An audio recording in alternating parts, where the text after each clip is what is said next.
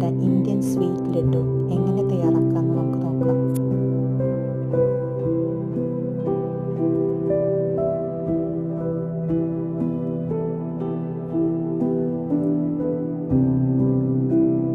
ഒരു ചീനച്ചട്ടിയിൽ നട്ട്സും കിസ്മിസും നെയ്യിൽ വറുത്ത് കോരി മാറ്റി വയ്ക്കുക. ഒരു ബൗളിലേക്ക് 2 കപ്പ് കടലമാവും വാട്ടറും 1/4 ടീസ്പൂൺ ഉപ്പും 1 പിഞ്ച് ബേക്കിംഗ് സോഡയും 1/4 സ്പൂൺ മഞ്ഞൾപ്പൊടി ഇട്ട് നന്നായി മിക്സ് ചെയ്ത് വെക്കണം.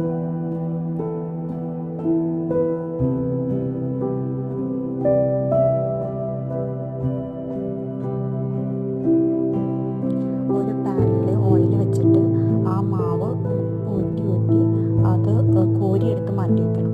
പിന്നെ ഒരു പാനിൽ പഞ്ചസാര ഇട്ട് പഞ്ചസാര ലായനി തയ്യാറാക്കുക. ഇതെല്ലാം കൂടി മിക്സ് ചെയ്യുക. ലഡു തയ്യാർ.